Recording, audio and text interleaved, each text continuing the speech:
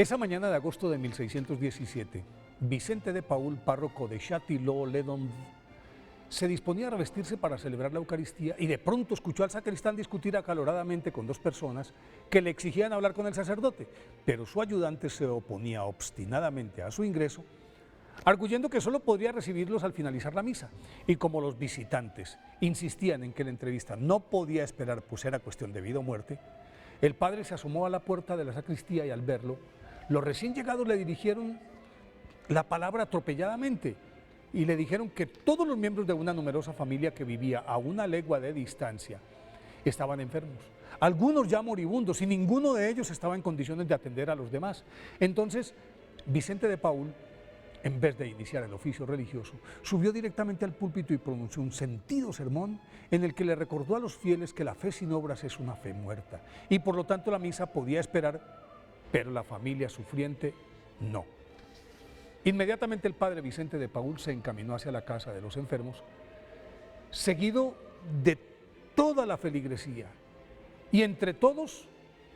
rescataron de la inmundicia, la fetidez, el hacinamiento y la desnutrición a las 10 personas que esperaban con resignación la muerte. Las asearon, las vistieron decentemente, les dieron de comer, las pusieron al cuidado de varios médicos, les reconstruyeron el desvencijado rancho, y el padre Vicente, acompañado de algunas voluntarias, se quedó con los pacientes de tiempo completo hasta la total recuperación de toda la familia, y en ese lapso maduró la creación de las Hermandades de la Caridad, funcionales grupos que desde el 23 de agosto de 1617 se dieron a la tarea de buscar, atender y redimir a los abandonados, desvalidos, enfermos, desahuciados y desheredados de Dios y de la sociedad. Vicente de Paul, nacido el 24 de abril de 1581, cerca de Dax, en el suroeste de Francia, procedía de una familia campesina de escasos recursos y por eso desde muy pequeño ayudaba a su padre en el pastoreo de las ovejas y de las vacas, pero su aguzada curiosidad y su precoz inteligencia eran evidentes,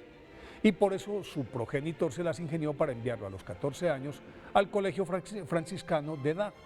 en el que se destacó por la dedicación y seriedad con la que encaró su formación básica. Aunque no tenía clara su vocación religiosa, optó por ella porque representaba una magnífica oportunidad para adquirir estatus social y asegurar su futuro económico y el de su familia. Por tal razón, adelantó en Toulouse sus estudios de filosofía, teología y sagradas escrituras con tanta brillantez que con 19 años cumplidos fue ordenado sacerdote el 23 de septiembre de 1600. Como tenía la mira puesta en el episcopado, prefirió seguir estudiando antes que aceptar el cargo de párroco, y en 1604 obtuvo el doctorado en teología.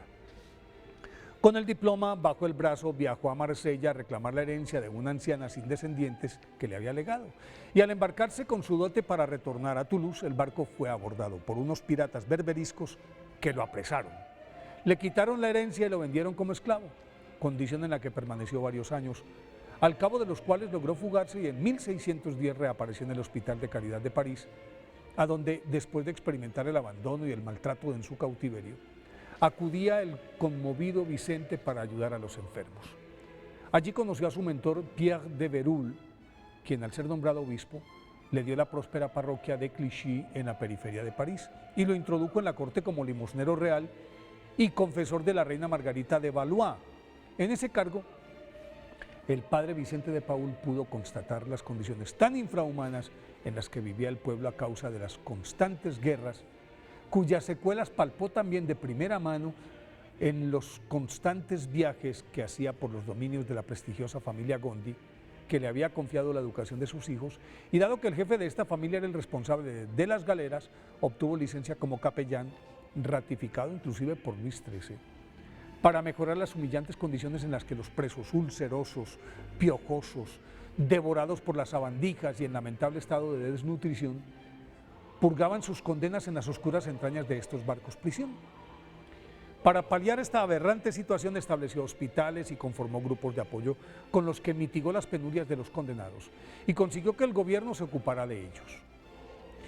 No obstante, la insistencia del señor de Gondi para que se quedara, abandonó su casa y asumió la parroquia de Châtillon-les-Dombes en la que después del suceso de la familia enferma atendida por él y sus feligreses, y dado que estas situaciones eran el pan de cada día, San Vicente de Paúl constituyó en 1617 unos grupos de laicos llamados Hermandades de la Caridad, que en adelante se encargaron de asistir a las familias que vivieran en estas condiciones. Pero aunque esta labor era muy meritoria, adolecía de asistencia espiritual debido a la indolencia imperante entre los sacerdotes, por lo que San Vicente de Paúl se dio a la tarea de insuflar en ellos el aire puro del Evangelio practicado por Jesús, y para el efecto fundó en 1625 la Congregación de la Misión, a la que ingresaron muchos clérigos impregnados de misericordia, y de la mano de San Vicente de Paúl aprendieron a combinar la evangelización con una vida fraternal de pobres, para los pobres y con los pobres. Con el fin de complementar esta tarea, en 1633 constituyó con Santa Luisa de Marillac la Compañía de las Hijas de la Caridad, cuya regla de vida la resumía San Vicente de Paúl así: tendréis por monasterio las casas de los enfermos, y la de la superiora, claro, por celda una cama, por capilla la parroquia, por claustro las calles de la ciudad, por clausura la obediencia y por velo la santa modestia. Esta institución se dedicó a atender integralmente en campos de batalla, hospitales, escuelas, hospicios, albergues, orfanatos, a los soldados heridos, a los pobres, a los ancianos, a los enfermos mentales, a los discapacitados, a los presos, a los inmigrantes, a los adictos. Y por solicitud de algunos obispos, ante la deficiente preparación de los sacerdotes,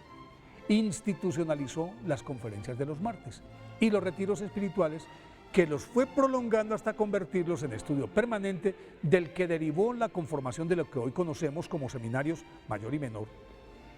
Aún en medio de su febril actividad diaria, en la que parecía una hormiga, supervisándolo todo, dirigiendo con notable vigor y sabiduría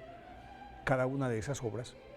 le alcanzaba el tiempo para orar sin desmayo, ayunar, aconsejar a la reina Ana de Austria y a su ministro, el cardenal Mazzarino, en los asuntos eclesiásticos, y acoger a los cientos de niños expósitos de París, hasta que, vencido por la edad y los achaques, falleció el 27 de septiembre de 1660. Fue canonizado por el Papa Clemente XII en 1737 y proclamado patrono universal de las obras de caridad por el Papa León XIII en 1885. Por eso hoy, día de su festividad, pidámosle a San Vicente de Paúl que renueve nuestro espíritu caritativo.